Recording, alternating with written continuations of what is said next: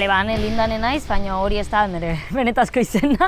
Askok hala uste dute, baina kuriosoari bitzen zait, askok ane lindane izena dudala pentsatzeak. Ze, bueno, lindane da izan artistikoa, lindane da produktu kimiko bat, da pestizia moduko bat, minbizia sortzen duena, eta bueno, rima zuenez, nire izenarekin jarri nuen, nire benetazko izena Nimiren Hernandez Zunda da, behar bada munduko izenik itxusiena. Horrezat, bueno, Barakaldoko lagun batzuk nituen eta hien artean iraintzeko batak besteari esaten zion, eres más malo que el lindane. Eta errazientzian horrek, duela asko, eta hemen Iralako Irola Irrati Librean nenbilen, 18 urterekin, eta goitizenak jartzen genituen irratsaioak eta egiteko. Eta esan nuen, bueno, ane lindane, rima dauka, eta aurrera. Baina nire burua humoregile bezala definituko nuke. Ez dakit, gauza asko egiten ditut, aktorea naiz, baina ez dut halakorik ikasi, gidoilari lanetan ere bilitzan naiz, irratsaio bat nuen, eta irratsaio horretan esataria, gidoilaria, elkarrezketalaria nintzen, nik ere editatzen nuen, danetarik egiten dut, laburmetraiak zuzendu izan ditut, sari bat irabazi nuen eta guzti. Eta, bueno, apurtxo bat danetarik egiten dut, baina batez ere humoregile bezala definituko nuke nire buruan.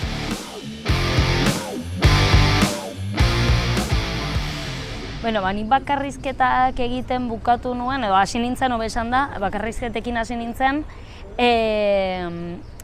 bere garaian Bilboko okupazio bulegoan nengoen, eta normalean deitzen gintuzten eta deitzen gaituzte edo deitzen dituzte Bilboko okupazio bulegoko kideak hitzaldiak emoteko, bastakin nongo gaztetxean okupazioari buruz hitz egin dezaten eta bar.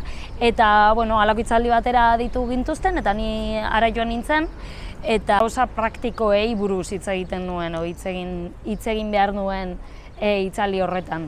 Eta gauza horiei buruz ari nintzela hitz egiten, okupazioari buruzko anekdota pila bat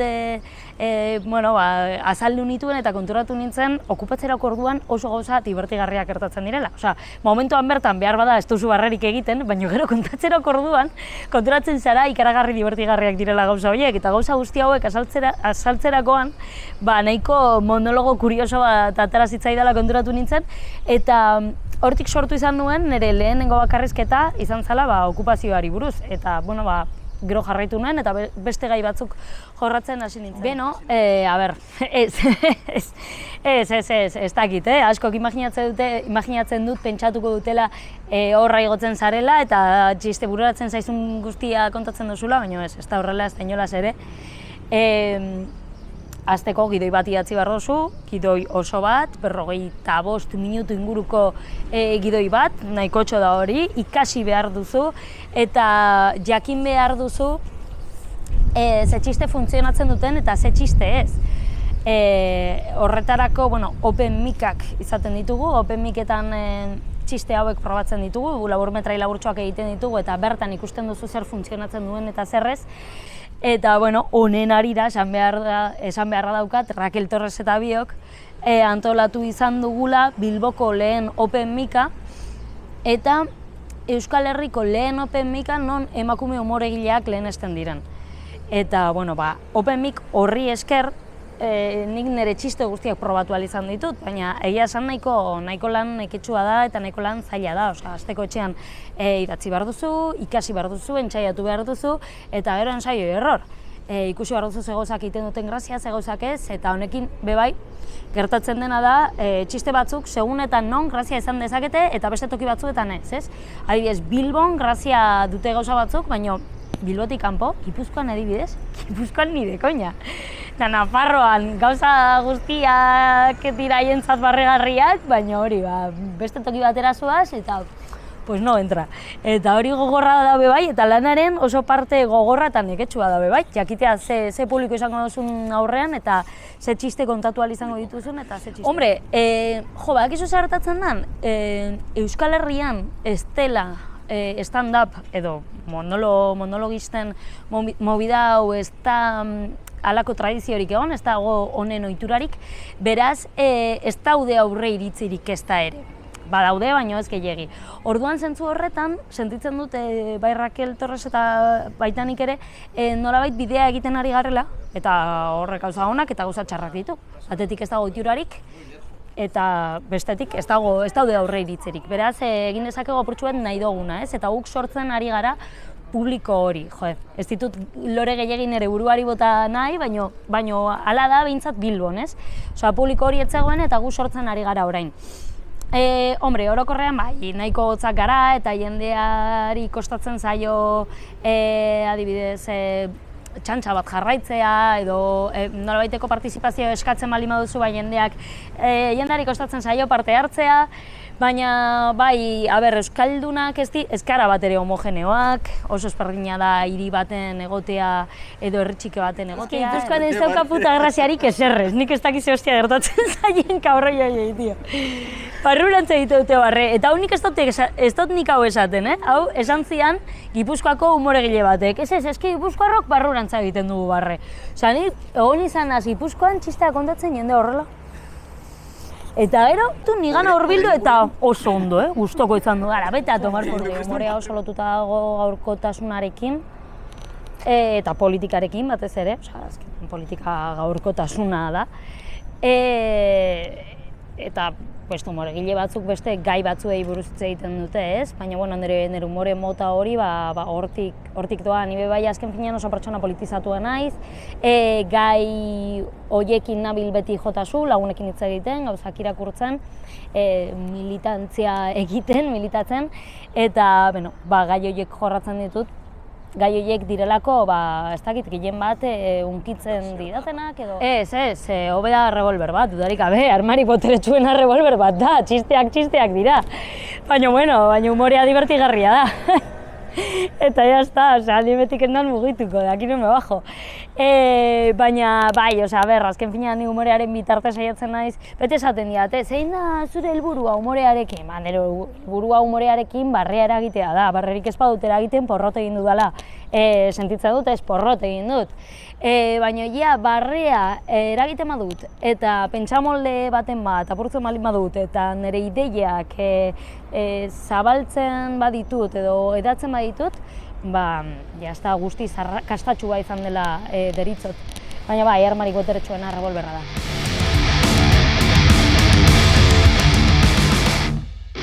Bai, hori guztiok behar dugu beti, ez? Eta guztiok behar dugu beti planteamendu ezberdinak.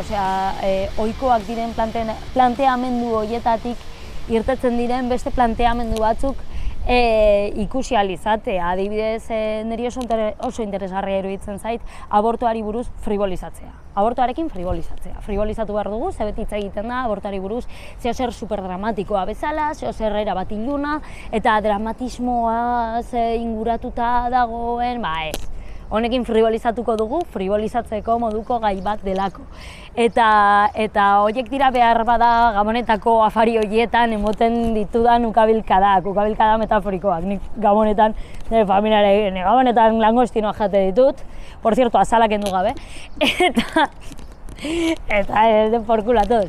Baina bai, ukabilkada horiek beharrezkoak dira, eta nik behintzat planteatzen ditudan ukabilkada horiek ez dira inbeste argudioetatik etortzen, bai, behar bada argudioetatik etortzen dira askotan, baina batez ere formaren aldetik etortzen dira. Bai, autozentsura praktikatzen dut, interneten ez ditudalako igotzen zuzenean egiten ditudan monologoak. Zuzenean askoz ere bortitzagoa izaten naiz, askoz ere gehiago pasatzen naiz eta internetera ez ditutalakoak igotzen. Zuzenean jorratzen ditudan gai batzuk ez nituzke sekula ere interneten jarriko, moztu egiten naiz, listo. Eta hori horrela da, badakit inoiz gerta daitekeela batek mobilarekin grabatzen egotea edo hor egotea hau beteko baten bat eta esatea, hemendik, por aquí no paso. Eta salaketa bat izatea, bebainik honekin esaten dut, inoiz gartzelara baldin manoa txiste bat kontatzeagatik, con todas las que he hecho, con todas las que he liado, horregatik baldin manoa, nire famak gora egingo luke, eta gero irtetzerakoan, borroko tio bueno batek dantzatuko ninduke agurra, eta de puta madre. Beitu, lehen, irakurri izan dut oindala gitxi liburu bat, El terror feminista, eta badakizu interekonomiako debate horietan batak besteari arrazoia emoten diola, baina oso modu bortitzean, sí, tío, joder, sí!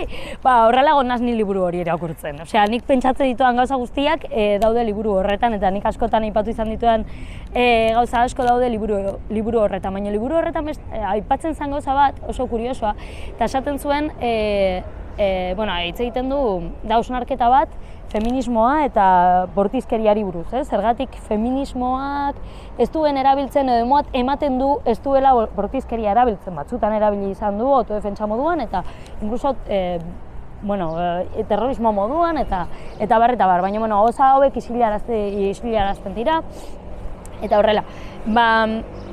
Hasieran esaten du, liburu honetan esaten du, kuriosoa da, zelan matxismotik esaten diguten emakumeei bortitzak ari garela izaten, soilik adibidez lenguaia inklusiboa erabiltzeagatik, edo soilik gure burua babestu nahi izanagatik, ez dakit, gure bortxatzailea salatzeagatik eta horrela, ez? Zelan esaten dute hori bortizkeria dela, izanik munduko hori gauzarik, super pazifistarena. Eta nik uste dut lenguaia kontu bat dela, gero benetan bortizkeria erabiltzen balima dugu, orduan bai, zilege izango litzateke esaten dituzten gauza guzti horiek, baina ez dakit, nik ez dut uste bez matxismotik halako gauzak esaten dituztenean, ez? Hain jarrera oldarkorrak dituztenean, ez dut ulertzen hori guk irabazitako ezerrez. Baizik eta esageratu gutxak direlako, eta listo.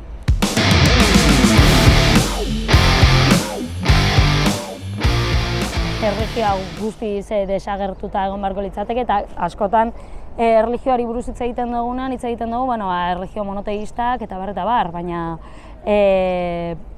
nire inguruan ez dago inor, uste dut ez dagoela inor, Jesu Kriston sinesten duenik, bere burua katolikotzat jotzen duenik, baina ere erlijiosoak dira, magufo hutsak direlako.